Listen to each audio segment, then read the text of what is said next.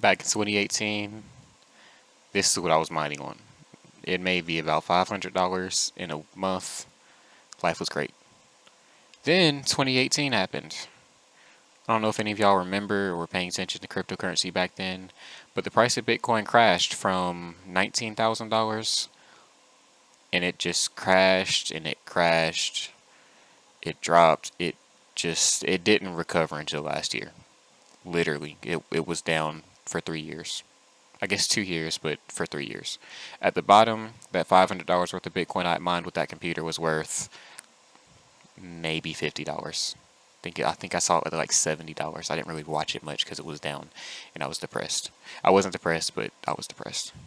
Now, of course, I didn't mine for much time between 2018 and 2020 because it wasn't exciting. I wasn't watching my money go up quite as fast, and there is a cost to mining. You have to pay an electric bill, and I figured I wouldn't run my parents' electric bill up for money that I wasn't making, pretty much. Fast forward to today. I have 8 graphics cards spread across 3 mining rigs, and I'm making $400 a week. It's not the same thing. I've come up a lot since then. And I started building the stuff I have up now in about, started in I guess August, and I've collected a lot more coins now than I've had then. This transaction, $792. This is all the Bitcoin I mined last cycle. Last cycle being back in 2018. I moved it all into this wallet all at once, and it's worth this much now. This is why most people say you should always hold your coins and to never sell your Bitcoin, mine, and hodl. Hodl meaning hold on for dear life. You ride Bitcoin through its dips, and eventually you'll be rich. All these other transactions are my mining payouts now. They are roughly $50 every few days. They get more frequent as time goes on and I upgrade it. And right here, you'll see where I sold all the Bitcoin I mined last cycle. Now, I went to a good cause. I invested it in more hardware, but still, it was worth $250 when I sent it, $697 now. If I had held it, I would have 3 times as much as I did back then. But it's worth it. It's an opportunity cost. Oh well, I have more Bitcoin now. Now, on the flip side, we still see corrections. We haven't seen a crash yet. When it's most likely coming, everything happens in cycles. There will be a bull market and there will be a bear market. The other day, there was a flash crash. I had about $3,000 the other day, and now I'm literally down $700 from there. Now, I still have the same amount of Bitcoin. I actually have a bit more because I've been mining and gotten more mining payouts, which are in Bitcoin. And if you're curious on what that crash looked like, it's right here. It went from $58,000 all the way down to $46,000 at the bottom. Now, if we zoom out, this is the price over the past 3 months. We can see that corrections and drops are actually normal. Bitcoin tends to fluctuate a lot. It's very volatile. So you can see right here in the middle of January, we had about a 30% correction. A third of everybody's profits was just gone. Gone. But it recovered. And even though the price has crashed, it still hasn't even crashed down to the peak of where it was before it crashed the last time. That being said, when you're invested in any asset, you should always sell when it's high and buy when it's low. The correct way to handle that situation, the situation being price volatility, is to sell whatever you have, take some profits, take some off the table.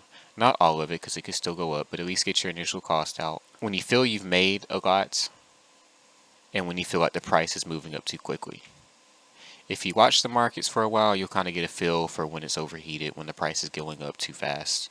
That's why the other day I told everybody, hey, now's a good time to take profits. That was when it was $57,000. And I was going to take some profits myself, but I decided not to.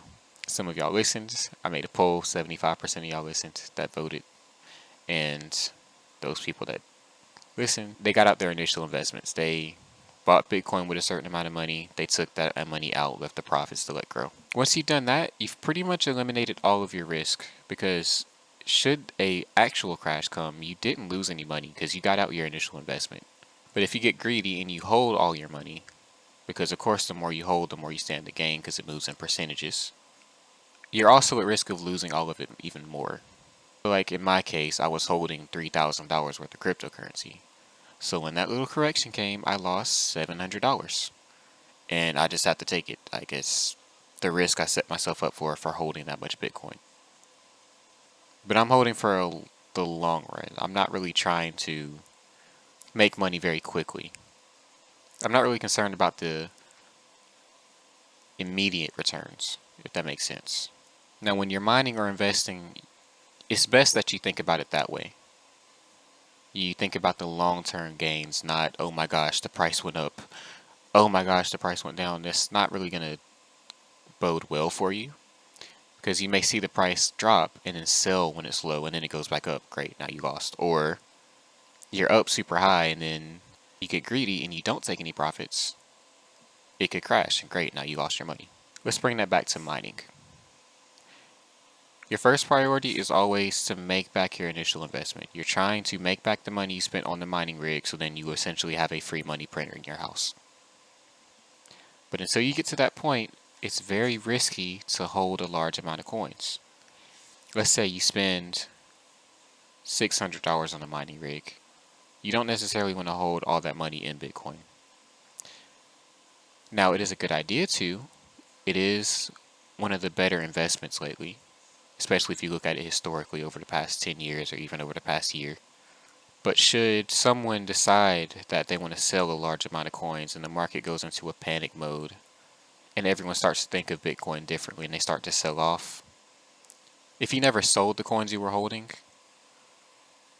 you didn't realize your gains, all of that can be gone. You've lost money. You lose money if you don't sell your coins before your rig is paid off. Now, after you've made all your money back, I've made all my money back, then that's when you can start getting risky and holding thousands of dollars worth of Bitcoin.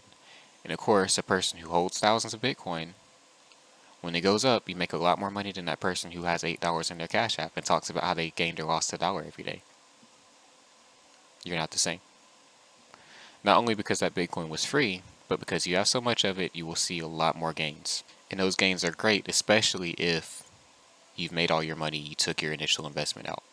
I'm going to leave it there, just some food for thought.